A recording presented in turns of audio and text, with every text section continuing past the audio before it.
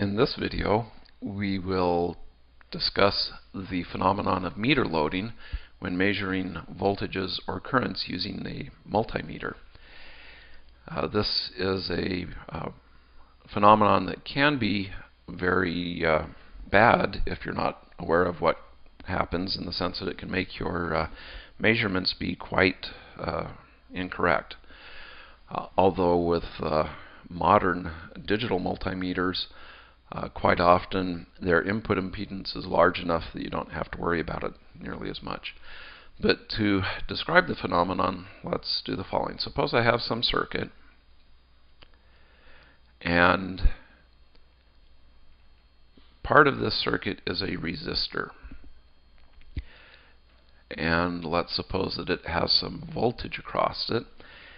And my goal would be to measure the voltage across that resistor with the multimeter. So here we'll even draw the multimeter. Looks actually like sort of a smashed loaf of bread. Okay, so we have our meter set up to measure voltage. We take one lead and connect it over here. We take the negative lead. We'd better make that a somewhat lighter negative lead. Take the negative lead and we connect it over here. And our goal is to figure out what the voltage is that we would have on across this resistor. Now, to do the analysis, let's take this real meter and replace it by a model. And the model of our meter is this. We have what we call an ideal meter.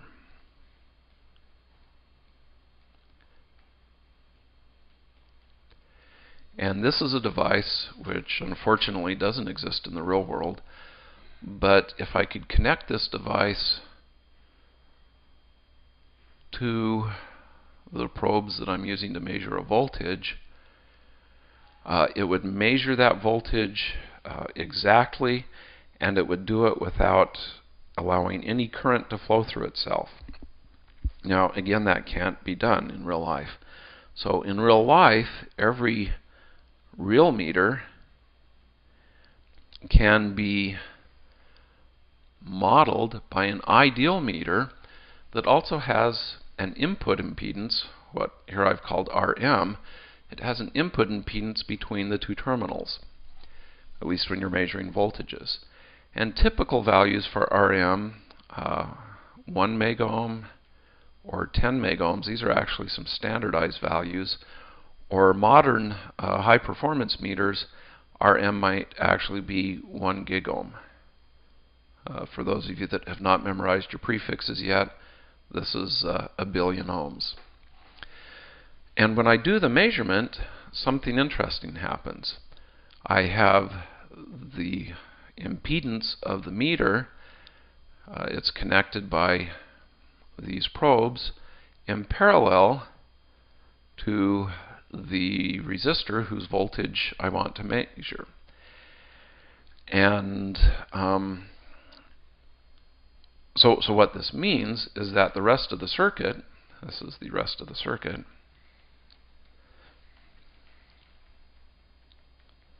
now instead of seeing a resistance of R, sees the parallel combination of R and Rm. And because the voltage across R is actually now the voltage across this parallel combination, if Rm is not insignificantly, well, if Rm in this case is not so large that this parallel combination is approximately R, then attaching my meter to do the measurement will change the measurement I get. So for example, if R were 1 k ohm,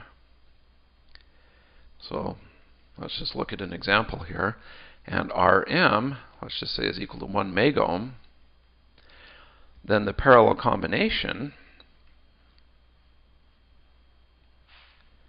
will be 1 k ohm times 1 megohm over 1 k ohm plus 1 megohm, which, if I've done this correctly, will end up being, I'll do the computation,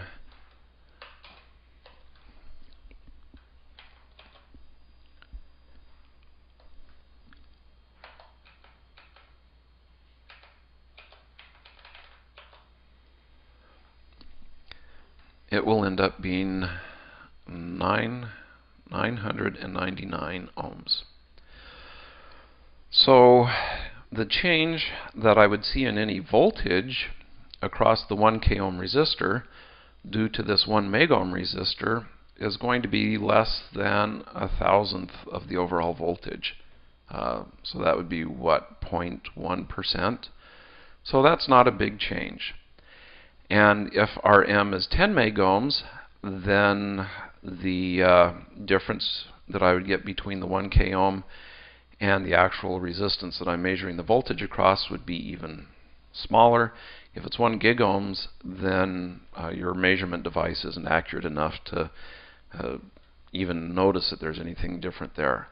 So if this R is small relative to Rm, then things are good.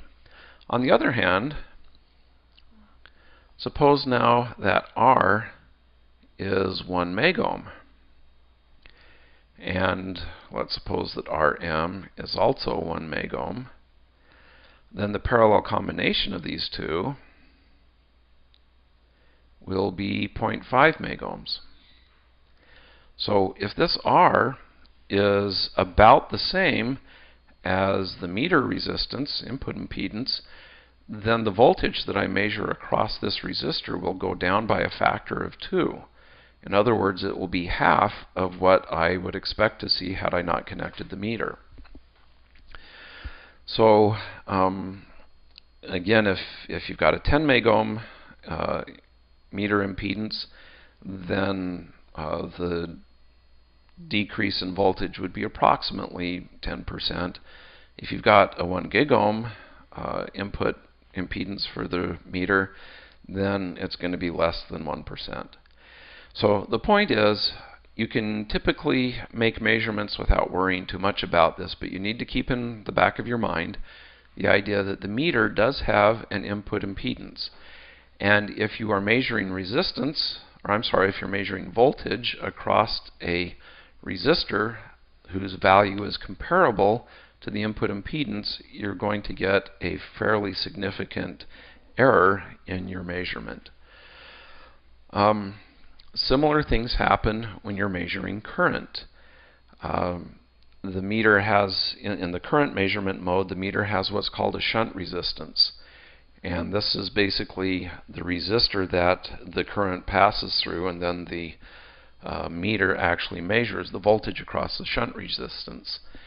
If you're trying to measure the current that's flowing through a very small resistor, then the meter shunt resistance is actually going to be a significant fraction of the resistance that you're measuring the current through. And as we saw with voltage, it will also throw off your measurements.